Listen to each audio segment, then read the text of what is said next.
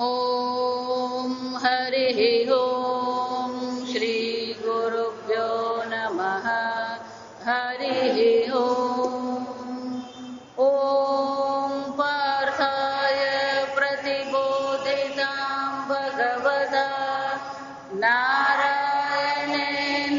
स्वयं व्यासेन ग्रथितां पुराणमुनिना मध्ये महाभारतम् अद्वैतामृतवर्षिणीं भगवतीम् अष्टादशोऽध्यायिनीम् अम्ब त्वामनुसन्दधामि भगवद्गीते भवद्वेषिणीम्। नमोऽस्तु देव्यासविशालबुद्धे पुल्लारविन्दायतपत्रनेत्र येन त्वया भारततैलपूर्णः प्रज्वालितो ज्ञानमय प्रदीपः प्रपन्नपारिजाताय स्तोत्रवेत्रैकपाणये ज्ञानमुद्राय कृष्णाय गीतामृतदुहे नमः। सर्वोपनिषदो गावः दुग्धा गोपालनन्दनः पार्थो वत्ससुधीर्भोक्ता दुग्धं गीतामृतं महद। वसुदेवसुतं देवं कंसचाणूरमर्दनं देवकी परमानन्दं कृष्णं वन्दे जगद्गुरुं। भीष्मद्रोणतटा जयद्रथजला गान्धारनीलोत्पला शल्यग्राहपति कृपेण वहने कर्णेन वेलाकुला अश्वत्थामविकर्णघोरमकरा दुर्योधनवर्तिनी सोत्तीर्णा खलु पाण्डवैरननदि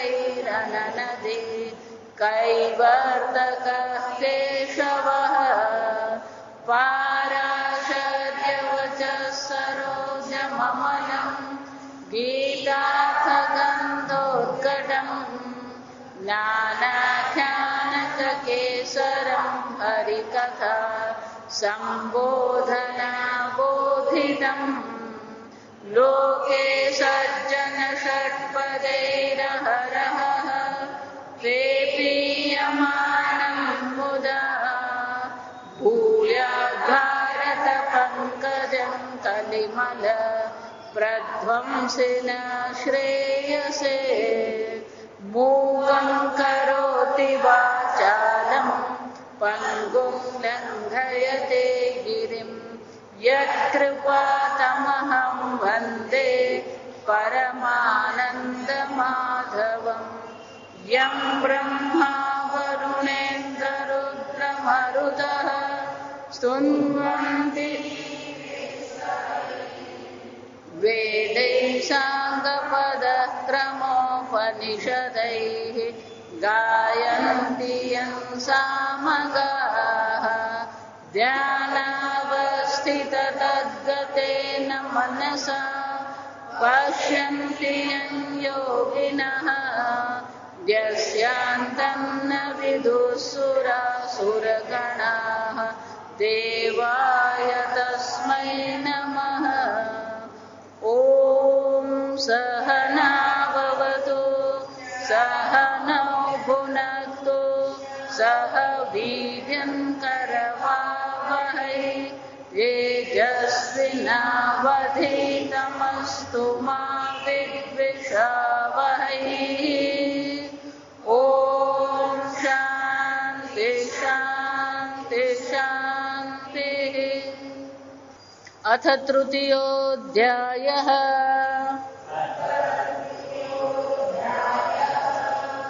अर्जुन उवाच ध्यायेत् જાયસી ચેત કર્મણસ્તે મતા બુદ્ધિર્જનાર્દન તત્કિમ કર્મણિ ઘોરે મામ નિયોજયસી કેશવ વ્યામિશ્રેણેવ વાક્યેન બુદ્ધિમ મોહયસીવ મે તદેકં વદ નિશ્ચિત્ય યેન શ્રેયોહમાપ્નુયામ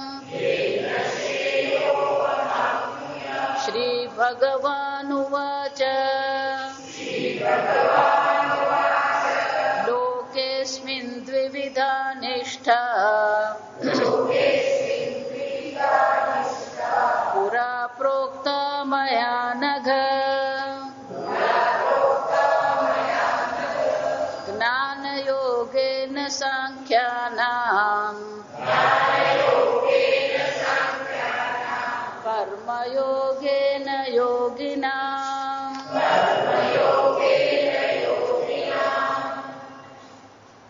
ભગવદ્ ગીતામાં અર્જુનનો પ્રશ્ન અને ભગવાન શ્રી કૃષ્ણના ઉત્તર, વેદાંતના પ્રશ્ન અને ઉત્તરની વિશેષતા પ્રગટ કરી. અર્જુને પ્રશ્ન કર્યો, તદેકમ વદ નિશ્ચિત્ય, ભગવાન એકનો નિશ્ચય કરીને મને કહો. કેમ? વ્યામિશ્રેણેવ વાક્યેન બુદ્ધિ મોહયસીવ મે. ભગવાન જાણે કે મારી બુદ્ધિને મોહિત કરતા હોય એવા આ વ્યામિશ્રેણેવ આવા વાક્યો ભગવાન મને ગૂંચવી રહ્યા છે.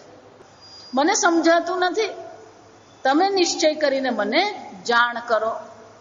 અને એક વસ્તુ છે ભગવાન, શ્રેયોહ, મને શ્રેયની ઈચ્છા છે, મને કલ્યાણની ઈચ્છા છે, મોક્ષની ઈચ્છા છે, ધર્મ અર્થ કામની મને ઈચ્છા છે જ નહીં. અર્જુનની માંગણી પહેલા પણ એ જ હતી, કાર્પણ્ય દોષો અપહત સ્વભાવ પૃચ્છામિ ત્વામ ધર્મ સમૂઢ ચેતા યત શ્રેયસ્યામ નિશ્ચિતમ બ્રૂહિતન. જેનાથી મારું શ્રેય થાય, કલ્યાણ થાય, મોક્ષ મને મળે એની જ ચર્ચા ભગવાન કરો. અને અહીંયા ફરીથી એ ભગવાનને યાદ કરાવે છે કે ભગવાન મને તો ઈચ્છા કોની છે? શ્રેય, જેનાથી મને શ્રેયની મોક્ષની પ્રાપ્તિ થાય. અને બીજું કે બે અલગ પુરુષોને, બે અલગ વ્યક્તિઓને જો તમે ઉપદેશ કરતા હોય તો એકને જ્ઞાનનો ઉપદેશ કરો, એકને કર્મનો ઉપદેશ કરો, બરાબર છે. પણ જ્ઞાનનો ઉપદેશ પણ તમે મને જ કરી રહ્યા છો, કર્મ કરવાનું પણ તમે મને જ કહી રહ્યા છો. તો ભગવાન આ જ્ઞાનનું અનુસરણ કરવું કે પછી કર્મ કરવું? અને એટલા માટે હે ભગવાનને કહે છે કે ભગવાન આ બેની ચર્ચા તમે નહીં કરો. ન એવ દ્વયમ, આ બેની ચર્ચા નહીં, જ્ઞાન અને કર્મની ચર્ચા નહીં કરો. ક્યાં તો જ્ઞાન કહી દો ને ક્યાં તો કર્મ કહી દો. શ્રી ભગવાન ઉવાચ લોકેસ્મિન દ્વિવિધા નિષ્ઠા. વૈદિક સંસ્કૃતિ હોય કે અન્ય કોઈ પણ સંસ્કૃતિ હોય, આ જગતમાં બે પ્રકારની જીવન પ્રણાલીઓ છે. આ સમજવું. એક પ્રવૃત્તિ છે, બીજી નિવૃત્તિ. પ્રવૃત્તિ એટલે ધર્મ અર્થ કામ, નિવૃત્તિ એટલે કે મોક્ષ. જો એવું માનવાનું કે આપણે વૈદિક સંસ્કૃતિ જ આ બધી ચર્ચા કરે, અન્ય સંસ્કૃતિ પણ આ બધી ચર્ચાઓ કરે છે, પણ એમની પાસે આપણા જેવી વિશેષ પ્રકારની શિષ્ય આચાર્યની પરંપરા નથી. આવા વિશેષ ગ્રંથો એમની પાસે નથી. એમની પણ ત્યાં ચર્ચા છે કે છેવટે દરેક મનુષ્યની ઈચ્છા તો શું છે? આગળ મેં કહ્યું એમ, દુઃખમ મે સ્યાત સુખમ અવાપ્તિ. મને દુઃખ પડે નહીં અને હું સુખી થાઉં. છેવટે જે આપણે ઈચ્છીએ તે શું ઈચ્છીએ? છેવટે દરેક મનુષ્ય મૃત્યુથી છૂટવા માંગે છે, છેવટે દરેક મનુષ્ય દુઃખથી છૂટવા માંગે છે. દુઃખસ્ય આત્યંતિક નિવૃત્તિ, સુખસ્ય અવાપ્તિ. અને એટલે ભગવાન કહે છે એ જેને સુખની પ્રાપ્તિ કરવી છે, જેને મોક્ષની પ્રાપ્તિ કરવી છે, એને માટે આ નિવૃત્તિ પરાયણ જીવન છે. જેને ધર્મ અર્થ કામમાં રુચિ છે એને માટે કર્મ છે. જેને શ્રેયની જ પ્રાપ્તિ કરવી છે. અહીંયા ભગવાન જે બે વિભાગ કરી રહ્યા છે એ ધર્મ અર્થ કામ અને શ્રેય એટલે કે મોક્ષનો વિભાગ નથી કરતા. આ સમજવાનું. જેને શ્રેયની જ પ્રાપ્તિ કરવી છે પણ જેનામાં હજી અધિકારીત્વ નથી તો એ કર્મનો ત્યાગ કરી શકે એમ છે જ નહીં. એટલે આગળ જો આગળ મેં તમને એટલે જ કહ્યું, ભગવાન અહીંયા આગળ આખી બાજી પલટાવી નાખે છે. આ સમજો. અર્જુન કર્મ અને જ્ઞાનની ચર્ચા કરતા હતા, ભગવાને આખું ને આખું કર્મ શું કરી દીધું? ઉડાડી જ દીધું. જો આ વિચાર કેમ? કારણ કે પેલો અર્જુનનો શબ્દ કયો હતો? યેન શ્રેય અહમ આપનુયામ, જેનાથી મને શ્રેયની પ્રાપ્તિ થાય. તો લક્ષ્ય જો શ્રેય છે તો શ્રેયની પ્રાપ્તિમાં બે પ્રકારની જીવન પ્રણાલી છે. આમ ભગવાને આખું બદલી નાખેલું છે. આ સમજવાનું. જે આગળની ચર્ચા છે અને અહીંની ચર્ચામાં આખો વિષય શું થઈ ગયો? બદલાઈ ગયો. કેમ? જેને શ્રેયની પ્રાપ્તિ કરવી છે એમાં બે પ્રકારની, સાંખ્યાનામ જ્ઞાન યોગેના. સાંખ્યાનામ સંન્યાસીનામ, એટલે શંકરાચાર્યજી કહે છે લોકેસ્મિન શાસ્ત્ર અધિષ્ઠાન અધિકૃતાનામ ત્રૈવર્ણિકાનામ દ્વિપ્રકાર નિષ્ઠા સ્થિતિ. બે પ્રકારની સ્થિતિ છે. અહીંયા નિષ્ઠાનો જીવન પ્રણાલી એવું લેવાનું. આ સમજવાનું. નિષ્ઠા એટલે શું છે? આપણી જીવન પ્રણાલી. અનુષ્ઠેય તાત્પર્ય પૂરા પૂર્વમ સ્વર્ગાદૌ પ્રજા સૃષ્ટા તાસામ. આ સૃષ્ટિના પ્રારંભમાં આ પ્રજાની મનુષ્યોની ઉત્પત્તિ કરી ત્યારે જ ભગવાન શું કહે છે? એ બધી પ્રજાઓને આ પ્રકારથી અભ્યુદય નિશ્રેયસ પ્રાપ્તિ સાધન વેદાર્થ સંપ્રદાયમ આવિષ્કુર્વતા. અર્જુન, આ શાસ્ત્રને જ્યારે આ મનુષ્યની રચના કરી તો મનુષ્યની રચનાની સાથે સાથે જ આ વેદની પણ મેં રચના કરી જ છે. અને વેદની રચનામાં પણ શું છે? અભ્યુદય નિશ્રેયસ પ્રાપ્તિ. અભ્યુદય એટલે કે ધર્મ અર્થ કામ, નિશ્રેયસ એટલે કે મોક્ષ. અભ્યુદય એટલે શું છે? ધર્મ અર્થ કામ. આ બે પ્રકારની છે. વેદાર્થ સંપ્રદાયમ આવિષ્કુર્વતા પ્રોક્ત મયા સર્વજ્ઞેન ઈશ્વરેણ. મયા એટલે કોણ? શંકરાચાર્યજી આપણને કહે છે મયા એટલે ભગવાન કહે છે કે મારા દ્વારા. એ મારા દ્વારા એટલે કોણ? સર્વજ્ઞેન ઈશ્વરેણ. આ એક જ શબ્દ જો સમજી લઈએ ને, સર્વજ્ઞ ઈશ્વર. સર્વજ્ઞ એને કહેવાય કે જે ક્યારેય કોઈ ભૂલ નહીં કરે. સર્વજ્ઞ એને કહેવાય કે એ જે કરે એમાં કોઈ ખામી નહીં હોય. માથું દુખતું હોય, ઘૂંટણ દુખતું હોય અને પછી વિચારીએ કે ભગવાન જે કરે એમાં કોઈ ખામી હોય નહીં. જો આ વિચાર, ગમે એવી પ્રતિકૂળતા આવે પણ ઈશ્વર ક્યારેય કંઈ ખોટું કરતો જ નથી. જે ગમે જગદ ગુરુ જગદીશને તે તણો ખરખરો ભોગ કરો. કેમ? એ કોણ છે? જગદીશ્વર. સર્વજ્ઞ છે. ઈશ્વર એટલે કોઈ પ્રકારનો દોષારોપણની કોઈ શક્યતા જ નથી. પણ આપણે હવાર પડે ને ત્યારથી દોષારોપણ કોના પર કરતા હોય? જો વિચારી જો. હું એટલે કહું છું કે બોલવું એક વસ્તુ છે પણ જીવનમાં એને ઉતારવું બહુ અઘરી વસ્તુ છે. સર્વજ્ઞ ઈશ્વર છે અને જો એ સર્વજ્ઞ છે અને એ જ કહે છે કે આ સૃષ્ટિ કર્યા પછી સૃષ્ટવા. જો આ સમજો. પ્રાગ એમ જયારે કેવું ને પૂરા પ્રોક્તા, પૂરા એટલે ક્યારે? સ્વર્ગાદૌ પ્રજા સૃષ્ટવા. સૃષ્ટિના પ્રારંભમાં આ પ્રજાને ઉત્પન્ન કરીને મેં વેદની રચના કરી.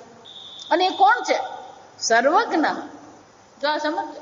એક વાર જો સર્વજ્ઞ ઈશ્વરને બરાબર સમજી લઈએ ને તો જીવનમાં કોઈ ફરિયાદ નહીં રહે. આ સમજો. એટલા માટે અહીંયા જયારે મયા એમ કહેવામાં આવ્યું એટલે શંકરાચાર્ય શું કીધું? સર્વજ્ઞેન ઈશ્વરેણ.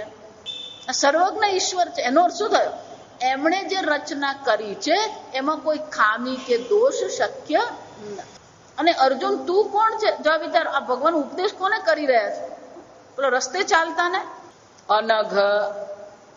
અનઘ કોણ છે? અપાપ. અપાપ એનો અર્થ શું થયો?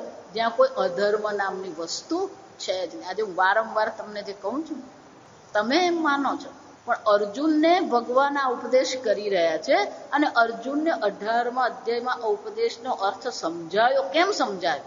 અનઘ, કોઈ અધર્મ નથી, અપાપ. જો આ વિચારો, પાપ કરતો જ નથી એમ નહીં. જો સમજો, અહીંયા અઘ એટલે પાપ. અનઘનો અર્થ શું થાય? જે કોઈ પાપ કરતો નથી. જો પાપ કરતો નથી એમ નહીં, આ વિચારી જજો. અધર્મ કરવાની એના મનમાં કોઈ આવશ્યકતા દેખાતી જ નથી. એટલા માટે પેલા બે છે તત્વબોધમાં, શમઃ અને દમઃ. શમઃ એટલે કે જ્યાં અધર્મની કોઈ આવશ્યકતા જ નથી, અને દમઃ એટલે શું છે? અધર્મની ઈચ્છા થઈ તો પછી એને શું કરવી પડે? દમઃ દ્વારા શું કરવાની? એને ઇન્દ્રિયના સ્તર પર અટકાવવું પડે. પણ જો શમઃ હોય ને તો પછી દમઃની જરૂર નહીં પડે. શમઃ નથી તો પછી શાની જરૂર પડે? મન પર જો નિગ્રહ નથી, મન પર જો નિયંત્રણ નથી, તો પછી કોની જરૂર પડે? દમઃની જરૂર પડે. બાહ્ય ઇન્દ્રિય નિગ્રહ કરવો પડે. જો સમજો, અનઘ કહીને ભગવાન શું કહી રહ્યા છે? જેના મનમાં કોઈ પાપ નથી, જેના મનમાં કોઈ અધર્મની ઈચ્છા નથી, આવશ્યકતા નથી. જો આમ ભગવાન સર્વજ્ઞ છે અને ભગવાન જેને ઉપદેશ કરી રહ્યા છે કોણ છે? અનઘ.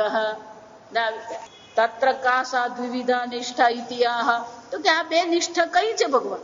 જ્ઞાન યોગેન, જ્ઞાનમ એવ યોગ તેન સાંખ્યાનામ.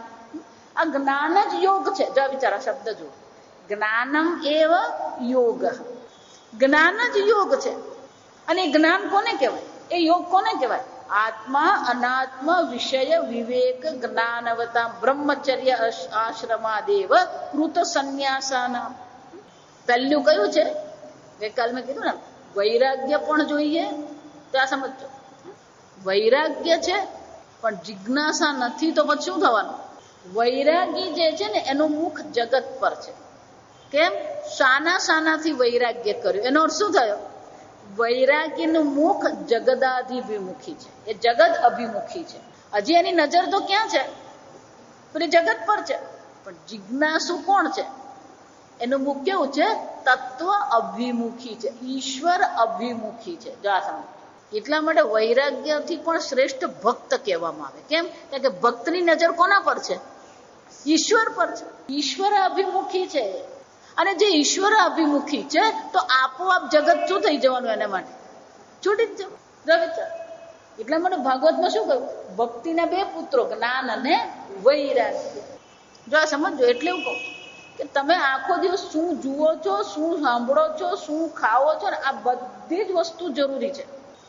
આપણે એમ માનતા હોય કે આપણે ટીવી જોઈએ ને આપણે સાંભળીએ ને બાજુવાળાને ત્યાં શું થયું, ફલાણાને ત્યાં શું, આ બધું જ આપણે જાણવાનું જોઈએ. ઉપરવાળાને ત્યાં શું થયું, નીચેવાળાને શું થયું, પૂર્વમાં શું થયું, પશ્ચિમ, એ બધા સમાચાર આપણી પાસે હોય. કેટલાક લોકોને જો ચાલતું ચાલતું છાપું કહેવાય એને. મજાક નથી, હકીકત તમને કહું છું. તમે એને પૂછો ને બધા સમાચાર એની પાસે હોય. એટલે શંકરાચાર્યજી કહે છે આ જ્ઞાન યોગ કોને કહેવાય? આત્મા અનાત્મ વિષય. જો આ સમજો, તમારી બુદ્ધિનો વિષય કયો છે? આત્મા અનાત્મા વિષય વિવેક વતામ. જે આત્મા અને અનાત્માના વિશે વિવેક કરનાર છે. આપણે તો ખમણ ને ઢોકળાના વિવેકમાંથી જ ઊંચા નહીં આવતા હોય. આ સમજો, આજે ઢોકળા બનાવવું કે ખમણ બનાવવું, એ જ વિવેક આપણો ચાલતો હોય. જો આ સમજો, આજે ભાખરી બનાવવું કે રોટલા બનાવવું, એ વિવેકમાંથી જ ઊંચા નહીં આવતું. આજે ગરબા ગાવા મોઘાભાઈ હોલ પર જઈએ કે આવા બાઈ પર જઈએ. જાશે એટલે આપણે વિવેક તો કરીએ, પણ કયો વિવેક કરીએ? સંસારિક વિવેક. જો વિચારો, એટલે આપણો વિવેકનો વિષય કયો છે? સંસાર છે. અહીંયા વિવેકનો વિષય કયો? એટલે શંકરાચાર્ય પેલો વિષય શબ્દ વાપરે. જો સમજો, શંકરાચાર્યજીનું ભાષ્ય છે ને એમાં દરેક શબ્દ પર 1 કલાક થાય એવું છે. સમજો. એટલે શંકરાચાર્ય શું કે છે? વિવેક તો બધા જ કરે. છોકરાને પરણાવો કે નહીં પરણાવો, અત્યારે પરણાવે પેલાને પરણાવે. જો સમજ, એટલે વિવેક તો કરીએ જ, પણ વિવેકનો વિષય કયો છે? આત્મા અનાત્મા. જા, આ બધું તત્વબોધ જ છે. આ સમજમાં જા. વિવેક કહ નિત્ય અનિત્ય વિવેક, આત્મા નિત્યમ તદન્યત સર્વમ અનિત્યમ. એ વિવેક તો કરીએ. જો આ સમજ, તો પછી વિવેક કર્યા પછી પેલા નિત્યમાં જઈએ ને આપણે પાછા અનિત્યમાં જ બેઠા હોય. વિવેક કરીને શું કરીએ? પસંદગી કોની કરીએ છીએ આપણે? વરણ કોનું કરીએ? પણ અનિત્યનું જ વરણ કરીએ. એટલે વરણ પણ કોનું કરવાનું ને એ ભાષ્યમાં શંકરાચાર્યજી બતાવી, એમને ખબર જ છે. આ સમજ કે વિવેક તો કર્યો, આ નિત્ય છે ને અનિત્ય છે. જો એટલે હું હંમેશા કહું કે અનિત્ય કહેવાથી વૈરાગ્ય બહુ નહીં થાય. સમજો, ભલે વિવેકજનને વૈરાગ્ય આપણે કહીએ, ગમે એટલો વિવેક કરીએ. એટલે હવે આ બીજા અધ્યાયમાં તમે જુઓ ને તો નિત્ય અનિત્યનો વિવેક કરાયો. તસ્માદ અયમ વયમ પરમ, આપણે બધા નિત્ય છે એમ કહ્યું. પણ એ નિત્ય અનિત્યના વિવેક પછી જો આ સમજો, પેલો સુખ અને દુઃખનો વિવેક આવો છે. માત્ર સ્પર્શાસ્તુ કૌંતેય શીતોષ્ણ સુખ દુઃખદાહ આગમાહ અપાયિનાહ અનિત્યાહ. આ જેટલા અનિત્ય છે એ બધા કેવા છે? આ સુખ દુઃખમાં પાડનારા છે. જો વિચાર, આ નિત્ય છે એ કેવું છે? નિત્ય આનંદ સ્વરૂપ છે. એનો અર્થ શું થયો? પહેલા તો આત્મા અને અનાત્માનો વિવેક થવો. આત્મા કહ, જો આ બધું પેલું તત્વબોધ જ છે. સમજ, કારણત્રય શરીર રહિત અવસ્થાત્રયાતીત પંચકોશ સચ્ચિદાનંદ સ્વરૂપ સન આત્મા એવ ઉચ્યતે. એટલે શંકરાચાર્ય શું કહે છે? પહેલા તો વિવેક, વિવેક કર્યા પછી જે વિવેક વતામ, જો છે વિવેક કરે છે એમ નથી, વિવેક વતામ એટલે કે જે વિવેકી છે એ વિવેકીઓ જે છે, એ જે વિવેકીઓ જે છે એ શું કરે છે? જેણે આ યુવાનીમાં જ, બાળપણમાં જ આત્મા ને અનાત્માનો વિવેક કરી લીધો છે. એ શું કરશે? બ્રહ્મચર્યાદિ એવ કૃત સંન્યાસાનામ. બ્રહ્મચર્ય આશ્રમથી જ શું કરવાનો? સીધો એ સંન્યાસ આશ્રમ પકડવાનો. એ ગ્રહસ્થ આશ્રમની ખટપટમાં પડે જ નહીં. પણ આજકાલ તો શું, હું પરણ્યો ને તું પરણ, જો એ જાણે સુખી થઈ ગયો. એ સુખી થયો નથી. રોજ હવાર પડે ને ઘરમાં મહાભારત હોય, છતાં એ ઈચ્છા છે કે એનો છોકરો પરણે. જા વિચાર, હમણાં એક બેન બને કે એ પરણે ને તો કોણ ખવડાવશે? બ્રહ્મચર્યાદેવ કૃત સંન્યાસાનામ. પણ એને શું કરવાનું છે? વેદાંત વિજ્ઞાન સુનિશ્ચિતાર્થાનામ સંન્યાસ. જો આ બોલીએ છે ન કર્મણા ન પ્રજયા ધને. પછી એની નજર ક્યાં જવી જોઈએ? વૈરાગ્ય ને. શું કરવાનું છે? વેદાંત વિજ્ઞાન સુનિશ્ચિતાર્થાન. નિશ્ચય કરી લીધો. નિશ્ચય જ નહીં, સુનિશ્ચિતાર્થાના. નિશ્ચય કરી લીધો. કયો? વિજ્ઞાનાર્થ. કયું વિજ્ઞાન? વેદાંત વિજ્ઞાન સુનિશ્ચિતાર્થાના. વિચાર, એટલે આપણા બધા નિશ્ચય છે ને વૈરાગ્ય પછી પેલો આશ્રમનો નિશ્ચય થાય, માળાનો નિશ્ચય થાય, જપનો નિશ્ચય થાય, પૂજાનો નિશ્ચય થાય, પ્રાર્થનાનો. લોકોને તો ભગવાનનો નિશ્ચય કરો, માતાજી હું કૃષ્ણની પૂજા કરું કે શિવ, જેની પણ તું કર, કોઈ ભગવાનની તું પૂજા કર. કેમ? તો કઈક ભગવાન તને સુજાડે. એને શું કહેવાય? વિજ્ઞાન નિશ્ચિતાર્થા. એ કોણ છે? પરમહંસ પરિવ્રાજકાનામ બ્રહ્મણી એવ અવસ્થિતાનામ નિષ્ઠા પ્રોક્તા. એમની નિષ્ઠા ક્યાં છે? બ્રહ્મણી એવ. એમની નજર કોના પર છે? બ્રહ્મ પર છે. જો સમજો, વૈરાગ્ય નહીં, વૈરાગ્યની નજર તો જગત પર છે. આ તો શું છે? જિજ્ઞાસુ છે. એને શાની ઈચ્છા છે? પેલું બ્રહ્મ વેદાંત વિજ્ઞાન છે. જો વિચારો, એટલે શંકરાચાર્યજી પેલું મુમુક્ષુ તો ઉડાડી દીધું. આ સમજો, મોક્ષની ઈચ્છા છે એ તો ઉડાડી જ દીધું. ભગવાન સીધું શું કહે છે? પેલો જિજ્ઞાસુ છે. એનો અર્થ શું થાય? મોક્ષની ઈચ્છા થયા પછી પણ ક્યાં જવાનું છે? પેલો જિજ્ઞાસા કરવાનું છે. આ સમજો. આમ વિવેકી ગણા હોય પણ વિવેક કર્યા પછી, વૈરાગ્ય કેળવ્યા પછી, મોક્ષની ઈચ્છા કર્યા પછી, જ્યાં બધા પગથિયા જ છે. આ સમજ, નિત્ય અનિત્યનો વિવેક કરીએ, વિવેક કર્યા પછી એને વૈરાગ્ય થાય, વૈરાગ્ય થયા પછી મોક્ષની ઈચ્છા થાય, મોક્ષની ઈચ્છા થયા પછી પેલા એને તત્વજ્ઞાનની ઈચ્છા થાય. એટલે શંકરાચાર્ય આ બાકી વચ્ચેના બધા પગથિયા ઉડાડી દે છે. આ સમજો, આત્મા અનાત્મા વિવેકથી સીધું ક્યાં પહોંચી જાય છે? પેલું જિજ્ઞાસા પર પહોંચી. કેમ? કારણ કે પેલી નિષ્ઠા છે. અહીંયા કોની ચર્ચા કરી રહ્યા છે? આ નિષ્ઠાની ચર્ચા કરી રહ્યા. જો વિચાર, અને જ્યાં નિષ્ઠાની ચર્ચા હોય તો પછી શું કરવું પડે? પેલું જિજ્ઞાસા જ આવે. આ સમજો. અને એટલે કે છે આ પ્રકારથી નિષ્ઠા પ્રોક્તા મયા. આ મેં આ એક નિષ્ઠા બતાવી કે જેના જીવનનું લક્ષ્ય તત્વજ્ઞાન છે, બીજું કોઈ વસ્તુ નહીં. જાણ એનો અર્થ શું થયો? તત્વજ્ઞાન છે સુનિશ્ચિતા, એનો નિશ્ચય આપણે જ કરવો પડે. બીજા અધ્યાયમાં ભગવાન કહે કે વ્યવસાયાત્મિકા બુદ્ધિ એકૈહ કુરુનંદન, નિશ્ચય આપણે જ કરવો પડશે. ભગવાનનો નિશ્ચય કોઈ કામ નથી લાગવાનો. એટલે ભગવાન તે કહી ગયા નિશ્ચયાત્મિકા બુદ્ધિ, આ નિશ્ચય કરીએ કે તત્વજ્ઞાનથી ઓછું આપણને કોઈ વસ્તુ ખપે એમ છે જ. અને એને શું કહેવામાં આવે? જ્ઞાન યોગે ન સાંખ્યાના. આમ જે સંન્યાસી છે, પૂર્ણ વૈરાગ્ય છે, દ્રઢ વૈરાગ્ય છે, જેને આ જિજ્ઞાસા છે, એને માટે મેં કયા પ્રકારની જીવન પ્રણાલી મૂકી છે? આ સંન્યાસી પરમહંસ પરિવ્રાજક, શંકરાચાર્ય જેટલા પણ વિશેષણ સંન્યાસીના વાપરે છે ને, આ વિચારી જોજો. હું જે કહું ને કે સંન્યાસી બનીને હોસ્પિટલ ચલાવવાની નથી. પરમહંસ પરિવ્રાજક, પરમહંસ પરિવ્રાજક એટલે શું થયું? જે કોઈ એક સ્થાન પર રહેતો જ નથી. પરિવ્રાજકનો અર્થ શું થાય? સતત એ ભ્રમણ કરે છે. અનેક પ્રકારના સંન્યાસીઓ છે. દંડી સ્વામી હોય, જો સમજો, અવધૂત સ્વામી હોય, એમ પરવ્રાજક સ્વામી હોય. આમ જેને એક સ્થાનનું કોઈ મહત્વ જ નથી, એક દેશ, એક કાળ, એક વસ્તુનું મહત્વ નથી, એને પરિવ્રાજક કહેવાય. આ સમજો. બ્રહ્મણી એવ અવસ્થિતાનામ, અને એમની સ્થિતિ ક્યાં છે? બ્રહ્મણી એવ. આ તત્વજ્ઞાનમાં જ રુચિ છે એમ નહીં, એ બ્રહ્મ જે તત્વ છે એમાં જેને શું છે? સ્થિતિ છે. બ્રહ્મ આવશે ચોથા દિવસ. બ્રહ્માર્પણમ બ્રહ્મ, એને સર્વત્ર શું છે? બ્રહ્મ દર્શન જે કરી છે. બ્રહ્મ લટકા કરે બ્રહ્મ પાસ. જહાં દેખું તહાં રામ હિ રામ, અંદર રામ બાહર રામ, જાગત રામ સોવત રામ, સપનો મેં ભી દેખું રાજા રામ. આ રામ શબ્દનો અર્થ બ્રહ્મ જ થાય. સમજ. રમંતી અસ્મિન સર્વાન ઇતિ રામ, જેમાં સર્વ રમણ કરે છે, જેમાં સર્વને આનંદ આવે છે ને રામ કહેવાય. જે આનંદ સ્વરૂપ પરમાત્મા છે ને રામ કહેવાય. આમ બ્રહ્મણી એવ અવસ્થિતાનામ સંન્યાસીનામ જ્ઞાન યોગેન સાંખ્યાના નિષ્ઠા પ્રોક્તા. પણ જેનો વિવેક પાકો નથી, જેનો વૈરાગ્ય દ્રઢ નથી, પણ એને પણ ઈચ્છા તો કોની છે? શ્રેયની જ છે ઈચ્છા. એને પણ મોક્ષની જ ઈચ્છા છે, પણ એટલું દ્રઢ વૈરાગ્ય નથી.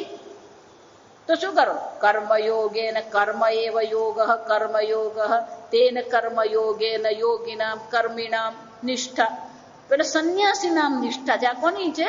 કર્મિણામ. હજી કર્મનો ત્યાગ થયો નથી, હજી વૈરાગ્ય દ્રઢ થયો નથી, તો એને શું કરવું જોઈએ? કર્મયોગ એની જીવન પ્રણાલી છે. અને કર્મયોગ આપણે બીજા અધ્યાયમાં જોઈ ગયા. જો આ ભગવાન જે કહી રહ્યા છે કે શું નવું નથી. આ સમજ.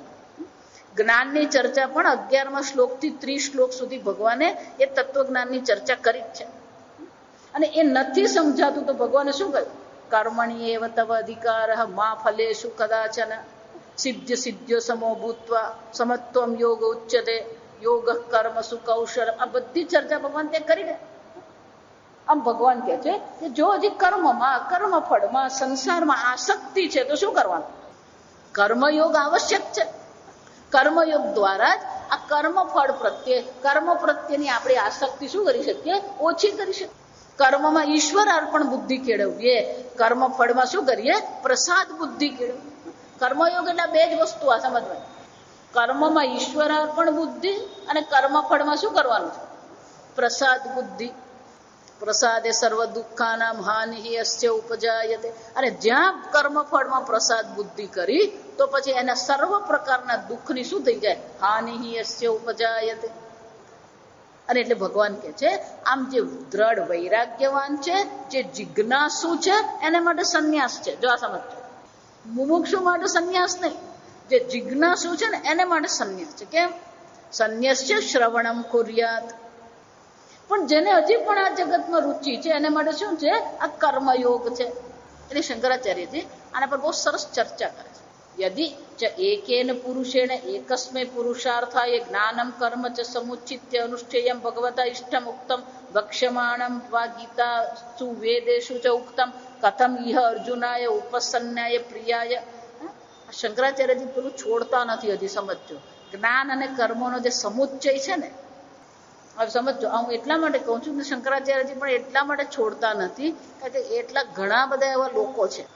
કર્મયોગથી પણ ભગવાનની પ્રાપ્તિ થાય, જ્ઞાન યોગથી પણ ભગવાનની પ્રાપ્તિ થાય, ભક્તિ યોગથી પણ ભગવાનની પ્રાપ્તિ થાય, ધ્યાન યોગથી પણ ભગવાનની પ્રાપ્તિ થાય. જો સમજ.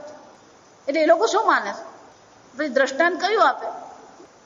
જે માતાજીનું મંદિર પર્વત પર હોય તો શું કરવાનું? કોઈ બસમાં જાય, કોઈ ચાલીને જાય, કોઈ સાયકલ પર જાય, કોઈ હેલિકોપ્ટર પર જાય, પણ બધાને એ માતાજીના દર્શન થાય. એમ કોઈ ધ્યાન યોગથી પહોંચે જાવ. સમુચ્ચયની ચર્ચા બધા જ કરે. Little meditation, little devotion. Little એટલે શું? આ સમજવાનું. થોડી ભક્તિ કરવાની, થોડું ધ્યાન કરવાનું, થોડું કર્મયોગ કરવાનો, થોડો જ્ઞાન યોગ કરવાનો, અને ભેગું કરે એટલે ભેળપૂરી બનાવે એટલે શું થઈ જાય? આપણો ટ્રેનમાં જઈએ ને, પેલો ભેળવાળો આવે એટલે શું કરે? પેલો પેપર હાથમાં લે, પછી આમ મમરા લે, પછી આમ પેલા કાંદો લે, પછી કોથમીર લે, પછી આમ સેવ મૂકે. શું મૂકે મને ખબર નહીં, એટલે જેટલું યાદ આવે એટલું બોલી જાય. પછી આમ લીંબુ નીચોઈને આપી દે. એમ શું કરવાનું? અહીંયા પણ શું કરવાનું? થોડી ભક્તિ, થોડું ધ્યાન, થોડું જ્ઞાન, થોડું કર્મ, અને પછી શું કરવાનું? શંકરાચાર્યના કાળ વખતે પણ આ જ હતું, સમુચ્ચયની ચર્ચા.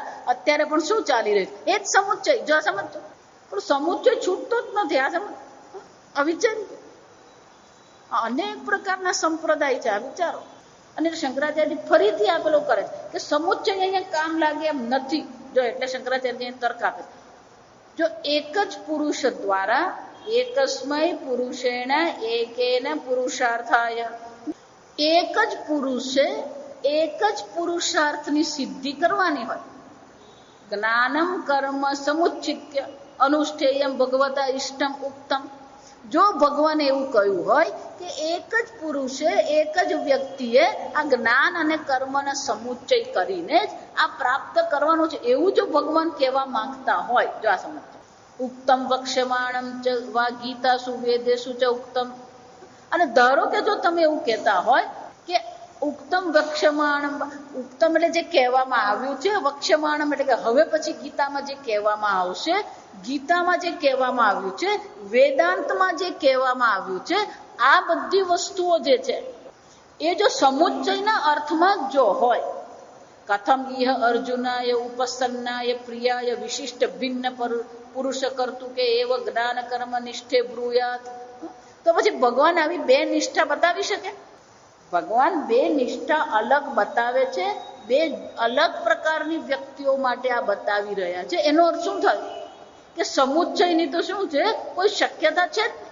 જો સમુચ્ચયની શક્યતા હોત તો ભગવાનને શરણે ગયેલો, ઉપસન્ના એટલે શું છે? જે ભગવાનને શરણે ગયો છે, જે ભગવાનને પ્રિય છે, એને ભગવાન આવા પ્રકારનો ઉપદેશ કરશે કે બે નિષ્ઠા છે. આમ બે અધિકારી છે, જો વિશિષ્ટ ભિન્ન પુરુષ કર્તૃ કે એટલે બે વિશિષ્ટ અધિકારી છે. એક કર્મયોગ માટે અધિકારી છે, બીજો કોણ છે? જ્ઞાન યોગ માટે અધિકારી. બે અધિકારી અલગ છે, જો સમજો, બંનેના અલગ અધિકારી છે. જ્ઞાન કર્મે નિષ્ઠે બ્રુયાત. અને તો પછી ભગવાન આ કહે શું કામ? જો આ બે નિષ્ઠા ભગવાન કહે છે. યદિ પુનઃ અર્જુન જ્ઞાન કર્મ ચ દ્વયમ શ્રુત્વા સ્વયં એવ અનુષ્ઠાસ્યતિ અન્યેષામ તુ ભિન્ન પુરુષાનુષ્ઠેયામ વક્ષ્યામિ. અને અર્જુન પણ ધારો કે ભગવાનનું આ સાંભળીને શું કરશે? બંનેનું જ જો એ અનુષ્ઠાન કરવાનો હોય તો એણે જે ભગવાનને પ્રશ્ન પૂછ્યો એ પણ શું થવાનું? તદેકમ વદ નિશ્ચિત. બેમાંથી એકનું કરી જ નહીં શક્યો કે બંનેનું જ કરવાનું છે, તો પછી એને પ્રશ્ન પૂછવાની જ જરૂર નથી. અને એટલે કે છે આ પ્રકારથી જો અર્જુન પણ આવું સમજ્યો હોત તો અર્જુને પણ શું કરવાનું હતું? બંનેનું અનુષ્ઠાન કરવાનું હતું. પણ બંનેનું અનુષ્ઠાન થઈ શકે? ભિન્ન પુરુષ અનુષ્ઠેયતા, કે બે અલગ છે. એક જ્ઞાનનો સંન્યાસી છે, બીજો કોણ છે? કર્મયોગી છે. અને એટલે કે છે ભિન્ન પુરુષ અનુષ્ઠેય વક્ષ્યામિ ઇતિ મતમ ભગવદ કલ્પ્યેત તદા રાગ દ્વેષવાન અપ્રમાણ ભૂત ભગવાન કલ્પિત સ્યાત તચ્ચ અયુક્તમ. તો પછી તો આ બહુ મોટી મુશ્કેલી ઊભી થાય. જો આ વિચાર, કઈ મુશ્કેલી ઊભી થાય? રાગ દ્વેષવાન ભગવાન, સર્વજ્ઞ ભગવાન રહે નહીં. પછી જો આ સમજતો, રાગ દ્વેષવાન, અર્જુન પ્રિય છે એટલે અર્જુનને શું કરવાનું? એને વિશેષ પ્રકારનો ઉપદેશ કરવાનો. તો ભગવાન કેવા થઈ જવાના? તને અર્જુન હું આવું કહું છું, અન્ય શામ તું, બીજાના માટે આવું. જો આ વિચાર, તારા માટે આ ઉપદેશ છે, બીજાના માટે આવો ઉપદેશ છે.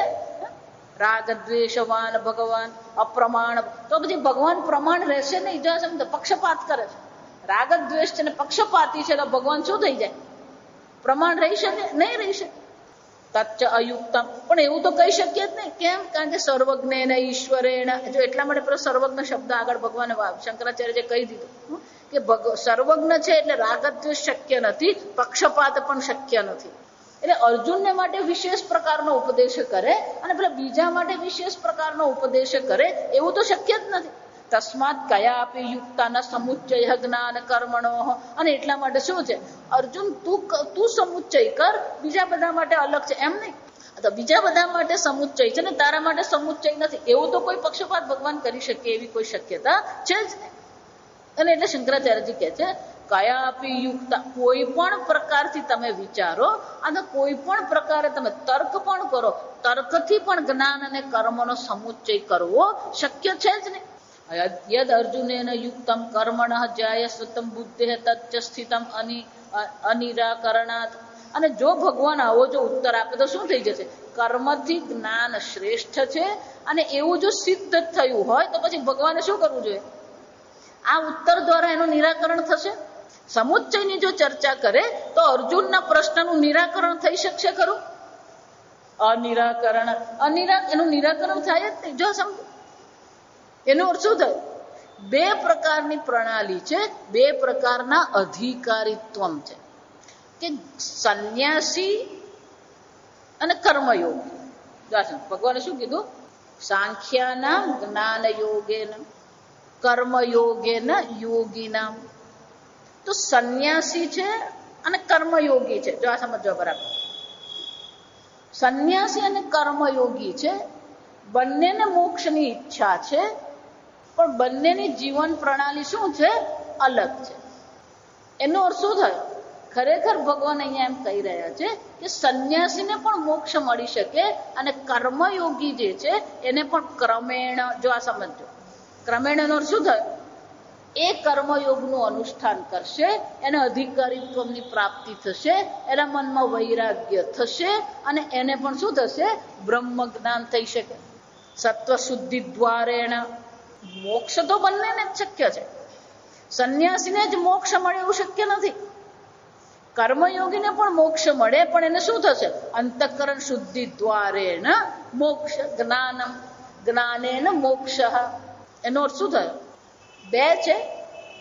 હું મારા છોકરાને 12માં મૂકું કે કોલેજમાં મૂકું, 12માં મૂકું કે કોલેજમાં મૂકું, તો શું કહેવાનું, સીધું જ કોલેજમાં મૂકી દો ને ચાલે, બહુ હોશિયાર છે મારો છોકરો, 90% માર્ક લાવે એટલે એને શું કરવાનું, સીધું વિશ્વવિદ્યાલયમાં. ક્રમ કહેવાય એને, શું કહેવાય, આમ બે ખરેખર ભગવાન ભલે વિભાગ બતાવે છે પણ ખરેખર એ વિભાગ નથી, પણ એ શું છે, ક્રમ છે. કોઈ સીધું સંન્યાસી બની શકે ને કોઈને સીધું બ્રહ્મ જ્ઞાન થવાનું જ નથી. પહેલું પગથિયું કયું છે, કર્મયોગે ને યોગી નામ. પેલું કર્મયોગ હશે, જા સમજો, અને સેફ ડ્રાઈવ કહેવાય. જા સેફ ડ્રાઈવ કરવું હોય ને એટલે સુરક્ષિત જો આપણે જવું હોય ને તો શું કરવાનું, સીધું જ્ઞાન યોગમાં કૂદવા કરતા શું કરવાનું, આ પેલું કર્મયોગ પકડવું. જા વિચાર, એટલે સીધો જો સંન્યાસ અહીંયા આવશે, હવે પછીના શ્લોકમાં જ ચર્ચા આવશે. પણ ભગવાન તમે જ કહ્યું ને જ્ઞાન યોગ અને સાંખ્યાન, તો પછી હવે એવું કામ કરીએ અમે બધા સંન્યાસી જ બની જઈએ. કેમ, અમારે તો જ્ઞાન જ પ્રાપ્ત કરવું છે, જ્ઞાનથી મોક્ષ જ પ્રાપ્ત કરવો છે, એટલે શું કરીએ, સંન્યાસી બની જઈએ. કેમ, ગઈકાલે મેં કીધું અર્જુનનું હૃદય તો કઈ બાજુ હતું, સંન્યાસમાં જ હતું. જો સમજો, અને આપણને પણ એમ ક્યારેક તો એમ થઈ જાય બધું છોડીને સામે જ્યાં બધું છોડીને બેસી 5 મિનિટ તો બેસતો નથી. એટલે ક્રમ છે, અને એ ક્રમમાં પણ સુરક્ષિત માર્ગ તો કયો છે, આ કર્મયોગ જ સુરક્ષિત માર્ગ છે. આ સમજો, જ્ઞાન યોગ સુરક્ષિત માર્ગ નથી. આ તમે જેટલું સહેલું માનો ને એટલું સહેલું છે જ નહીં. આજકાલ જે સંન્યાસી છે ને એની ચર્ચા અહીંયા છે જ નહીં ગીતામાં. સમજો, આજકાલના જે સંન્યાસીઓ છે ને એને કોઈને સંન્યાસી કેવું કે કેમ એ પ્રશ્ન થાય. આ સમજો, સંન્યાસી એટલે તત્વજ્ઞાન સિવાય બીજી કોઈ ચર્ચા, ઈશ્વરની ચર્ચા છે, તત્વની ચર્ચા છે. પણ એ પ્રકારના સંન્યાસી જીવન કેવું છે, અઘરું છે. અને એટલે અર્જુનને ભગવાન કહી રહ્યા છે કે અર્જુન, આ કર્મયોગ તારા માટે શું છે, એક સુરક્ષિત તારો માર્ગ છે, તું કર્મયોગનો સુરક્ષિત માર્ગ પકડ. જા સમજો, એનો અર્થ શું થયો, કર્મને ઉડાડીને ભગવાને એ શું કહી દીધું, કર્મ યોગ કહી દીધું. જા, કર્મ તો બંધનકારક જ છે, કર્મની તો ચર્ચા જ નથી. એ કઈ ચર્ચા છે? પેલું કર્મયોગ છે. આમ પહેલા કર્મયોગ છે, અને કર્મયોગના અનુષ્ઠાનથી જ્યારે આપણા હૃદયમાં અંતઃકરણ શુદ્ધિ થશે. જો આ પણ ચર્ચા આગળ થઈ રહી ક્યાં ભગવાન રાગ દ્વેષ વિયુક્તૈ વિષયાનિન્દ્રિયૈશ્ચરન આત્મવશ્યેર વિધેય આત્મા પ્રસાદમધિગચ્છતિ. પ્રસન્નતાની પ્રાપ્તિ ક્યારે થશે? એમ નહીં માનતા બહાર અનુકૂળતા હશે ત્યારે પ્રસન્નતા મળશે. ખરેખર પ્રસન્નતા ક્યારે મળે છે? રાગ દ્વેષ વિયુક્તૈ. આપણું મન કેવું હોવું છે? રાગ દ્વેષથી વિયુક્ત હોવું. વિષયાનિન્દ્રિયૈશ્ચરન. દુનિયાથી ભાગીને બેઠો નથી. એની ઇન્દ્રિય ક્યાં ચરી રહી છે? વિષયાનિન્દ્રિયૈશ્ચરન. એની ઇન્દ્રિયો તો વિષયમાં જઈ રહી છે, વિષય ગ્રહણ કરી રહી છે ઇન્દ્રિય. પણ મનમાં શું છે? કોઈ રાગ અને દ્વેષ નથી. રાગ દ્વેષ રહિત એ આ વિષયોનું ગ્રહણ કરી રહ્યો છે. કેમ આવું શક્ય બને? આત્મવશ્યેર વિધેય. આ ઇન્દ્રિયો કેવી છે? પોતાના વશમાં છે. પ્રસાદમ અધિગચ્છતિ. એને જ પ્રસન્નતાની પ્રાપ્તિ થાય. હું એટલે વારંવાર ગમે એટલું વેદાંત ભણીએ અને ગમે એટલું કરીએ, પણ તમારું મન પ્રસન્ન છે કે નહીં? તમારું મન શાંત છે કે નહીં? કોઈકની સાથે વાત કરતી ત્યારે ચર્ચા જરાક લાંબી ચાલી ને ચર્ચા. એટલે સામેવાળી વ્યક્તિ મને કહે, તમે તો છે ને મગજ ખેંચી નાખ્યું છે. મેં કહ્યું, મારું મગજ નથી ખેંચાયું. આપણે એટલા બધા કેમ દુર્બળ બની જઈએ કે બીજો આપણા મગજ પર અસર કરી જાય? આ વિચારી જોજો. આત્મબલમ હિ બલમ. આ સમજો. ધીર. ભગવાન આગળ આ ચર્ચા કરશે. શબ્દ કયો વાપરે ભગવાન? પણ આ બધી વસ્તુ ક્યારે પ્રાપ્ત? કર્મયોગે ને યોગીના. કર્મયોગ દ્વારા જ આ પ્રકારથી રાગ દ્વેષ પર આપણે નિયંત્રણ મેળવીએ. રાગ દ્વેષ આપણને કોઈ પ્રકારથી મુશ્કેલી ઊભી કરે નહીં, તો જ મન પ્રસન્ન રહેશે. મન પ્રસન્ન નથી એનું કારણ બહાર નથી. મન પ્રસન્ન નથી કારણ કે આપણી અંદર એટલા બધા રાગ દ્વેષ પડેલા છે, અને રાગ દ્વેષની પૂર્તિ થતી નથી. આપણું ધારેલું થતું નથી, અને એટલા માટે આપણે શું કરતા રહીએ? કોનું ધારેલું થયું? ન જાણ્યું જાનકી નાથે સવારે શું થવાનું. કોનું ધારેલું થયું? તમારું ધારેલું થાય. આ વિચારી. આપણે તો ગમે એવી ઈચ્છા કરીએ ને આપણે ગમે એટલે ઈચ્છા કરીને વિચારીએ કે આમ થવું જ જોઈએ, પેલું થવું જ જોઈએ. કર્મયોગ એટલે પોતાના રાગ દ્વેષ પર નિયંત્રણ મેળવવા માટેનું સાધન. અને જો રાગ દ્વેષ પર નિયંત્રણ મેળવ્યું નથી તો શું થશે? ઇન્દ્રિયાણી પ્રમાથીની હરંતી પ્રસભમ મનઃ. જો રાગ દ્વેષ પર નિયંત્રણ નથી તો આ મન શું કરવાનું? હરંતી પ્રસભમ મનઃ. આ મન આ વિષયોમાં ભટકવાનું જ છે. મન વિષયમાં ભટકી રહ્યું છે. જો આ વિચાર, જો આ સમજો. દ્રષ્ટાંત આપો ને તમે. તમારું મન સહજ રીતે કંટોળામાં જાય છે? તમારું મન સહજ રીતે કારેલાનું ચિંતન કરે છે? ગધેડાનું ચિંતન કરે? કે એવા વિષયો કે જેમાં રાગ પણ નથી, દ્વેષ પણ નથી. જા સમજો. પણ ગધેડાનું ચિંતન થતું નથી. કેમ નથી થતું? એમાં રાગ નથી, દ્વેષ નથી. એનો અર્થ શું થયો? આ જગતના કયા વિષયો તમારા મનમાં આવે છે? તમે ચિંતન કરો છો એટલે કે તમારા મનમાં કયા વિષયો પ્રવેશે છે? હજારો વિષયો છે આ જગતમાં, કરોડો વિષયો છે, પણ કયા વિષયો તમારા મનમાં આવે છે? જે વિષયો પ્રત્યે તમારા મનમાં રાગ અને દ્વેષ છે. બીજું દ્રષ્ટાંત આપો. એટલે સુપર મોલમાં જઈએ ને, આ મોલ આ બધા અહીંયા આપણે ત્યાં ચાલુ થઈ જા સમજ. અનેક પ્રકારના શેમ્પુ પડ્યા હોય, અનેક પ્રકારની શેમ્પુ ને તેલ ને પડેલું હોય, પણ જેના માથા પર એક પણ વાળ નથી. એ જવાનો શેમ્પુના વિભાગમાં. હું કયું તેલ નાખું મારા માથામાં? ડાબર આમલા તેલ નાખું? જો આ સમજ. આવશ્યકતા જ નથી. જો આ એનો અર્થ શું થાય?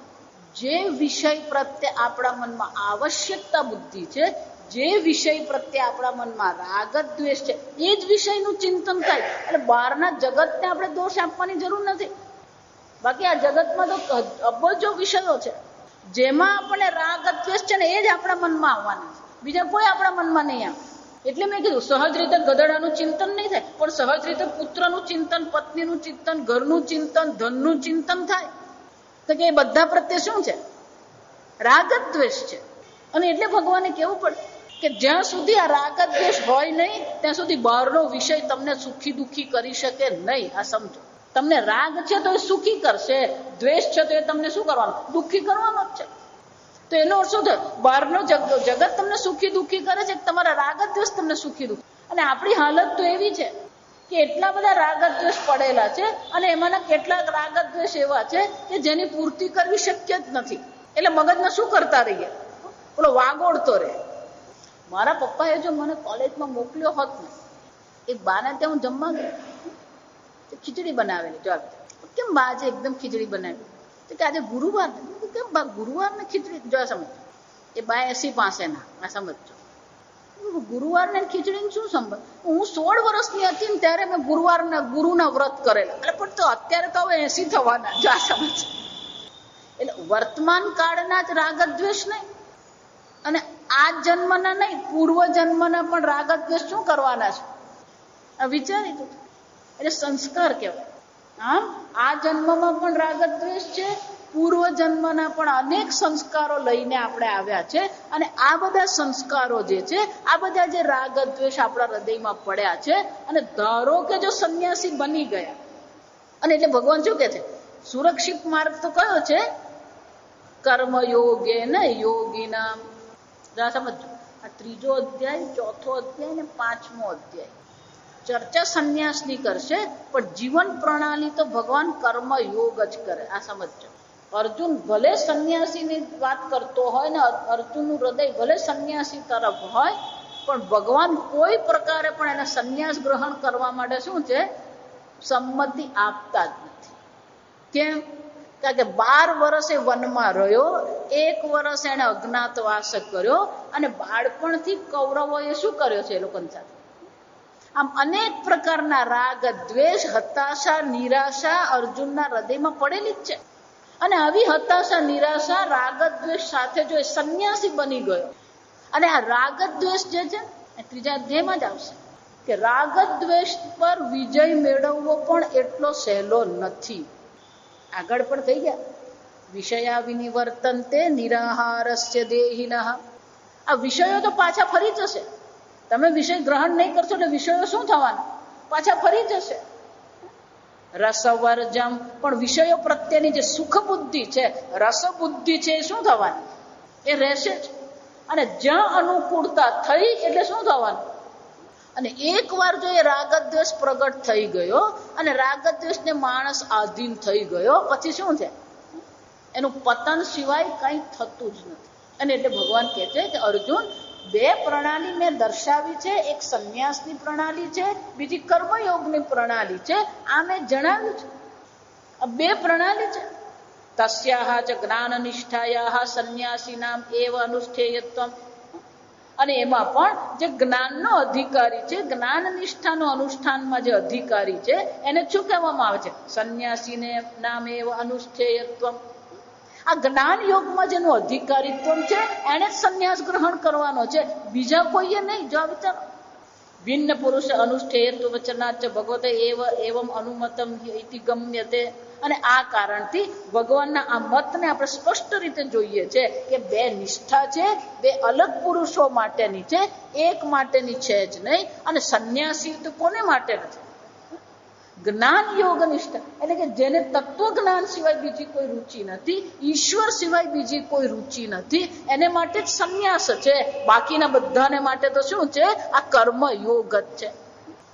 આ પ્રકારથી ભગવાન બહુ સ્પષ્ટપણે સમજાવે છે કે અર્જુન 2 નિષ્ઠા છે, અને દરેકે પોતાની દ્રષ્ટિથી વિચારવાનું છે, પોતાના હૃદયને પૂછવાનું છે, પોતાની પ્રમાણિકતા પ્રગટ કરવાની છે કે આપણે માટે શું યોગ્ય છે. જો આ સમજો, ભગવાન નક્કી કરે કે ગુરુ નક્કી કરે ને, એ બધું નકામ છે.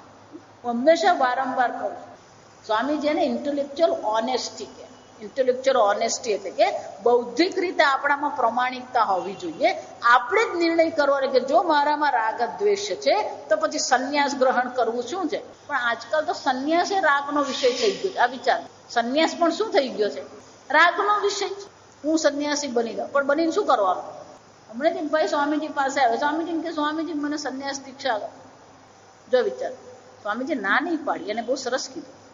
જો સ્વામીજીને વાક્ય જુઓ, તું સાધુ છે, પાક્કું તું સાધુ છે, એ બરાબર છે, પણ તું શાસ્ત્ર અધ્યયન કર, પછી સંન્યાસની ચર્ચા કર. જો આ વિચારો સ્વામીજીની વાત. મુખ્ય કઈ વસ્તુ છે?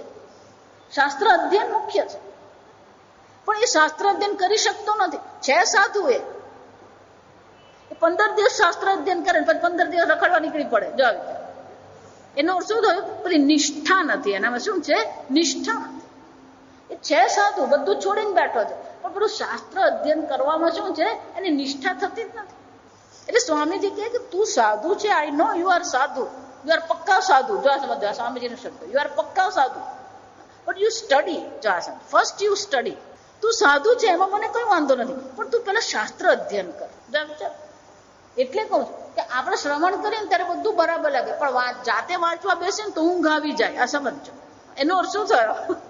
એ નિષ્ઠા નથી આપણામાં. આ વિચાર. આમ ભગવાન કે છે કે અર્જુન એક પુરુષથી તો થવાનું જ નથી આ બંને, પણ બે માંથી નક્કી કોણે કરવાનું? ભગવાન નક્કી નહીં કરે. અર્જુન ભગવાનને એમ કહી રહ્યો છે તદેકમ વદ નિશ્ચિત. ભગવાન કે હું નિર્ણય નહીં કરું, તારામાં એ બૌદ્ધિક પ્રમાણિકતા હોવી જોઈએ કે તારા માટે શું છે તું નક્કી કરી દે.